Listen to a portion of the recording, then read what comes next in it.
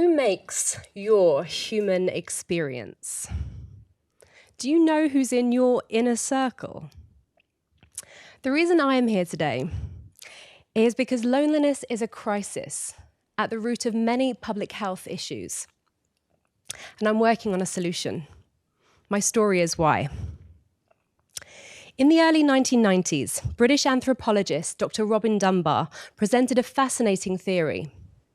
Our brains can only maintain a limited number of social connections, 150 to be precise. But it's our innermost circles that play a crucial role in our health and happiness. This concept, known as Dunbar's number, is where my journey intersects with the science of friendship. 30 years after Dunbar presented his theory in 2021, I was leading a comfortable life, living in a suburban town with a successful career and 2 young children. Yet an inner voice was telling me I was meant to make a bigger impact. This whisper grew into a call that I could no longer ignore. And as crazy as it may have seemed to many of our friends and family, we left everything and relocated to Canada for me to pursue further education. In this chapter, I confronted many challenges. Uprooting during a global pandemic, 2 failed flight attempts, and arriving here into a housing crisis. I also left behind my support network. In the middle of all of this, a profound loneliness set in, which seems crazy given the friends and family that I'm blessed to have around the world, and modern technology, what it is today. Yet the restrictions of the previous 18 months, juggling a full-time job with 2 children under 5, left me feeling disconnected, and we departed without a proper farewell. Before long, I made friends with a neighbor. I'd take my yoga mat over, she'd invite me to the occasional tea ceremony to share a bottle of wine. Life felt good. But when her 40th birthday came around and I wasn't invited to her party, I felt hurt and a little bit confused. Once I got to know Dunbar's number, months later, it began to make sense. My neighbour's circles were already well established. It wasn't that she didn't like me, at least I don't think, but I was a friend of convenience, and it would take more than a few yoga sessions. It was honestly a relief when I got to learn about Dunbar's number. Let me paint a picture for you. Imagine you are standing in the middle of a series of circles that equate to 150 people. Your outer circle of 100 people, I call your roots. They're your extended family, friends, colleagues, communities. Even with limited interaction, they remain part of your human experience. They come into your consciousness from time to time. Your middle circle of 35 people, I call your supporters. They include your active communities, your friends, your families, your colleagues who do get in touch now and again.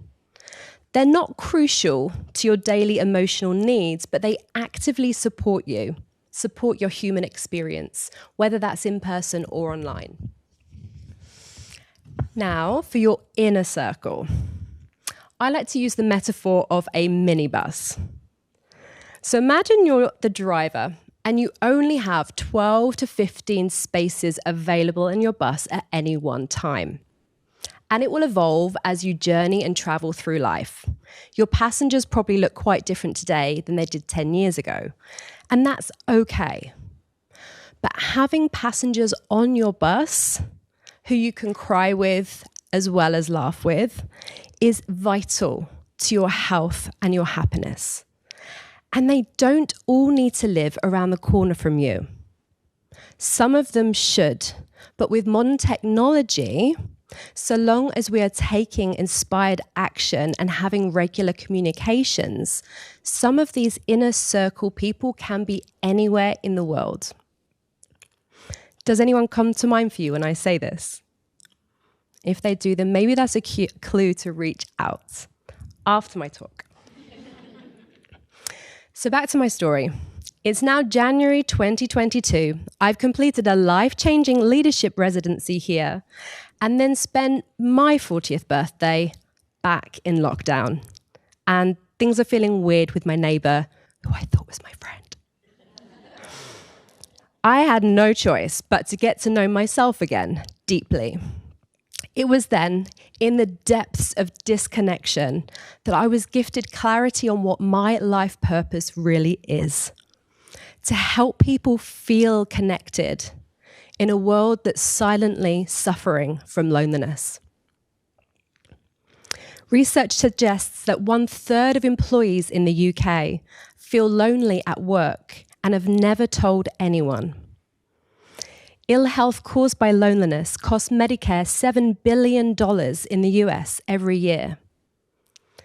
Isn't it peculiar that an emotion so commonly experienced is one that we are so reluctant to confess? My quest for connection led me to an eco-village to see if communal living might be the answer to society's need for connection. 6 weeks in, I realized that I didn't feel lonely anymore.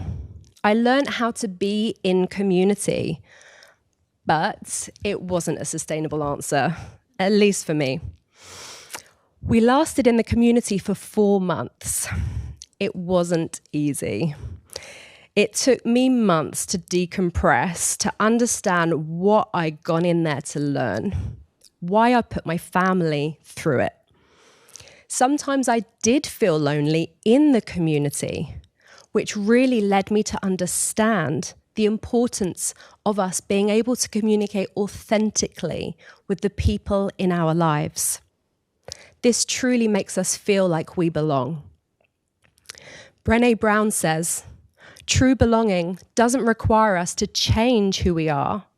It requires us to be who we are." Constantly biting your tongue to keep the peace is not a healthy way to live. After leaving the eco-village and moving back to Langford in January 2023, it was time for me to start building my inner circle with intention, attracting new people into my life who fuel my soul and deepening existing relationships around the world with people who support my growth.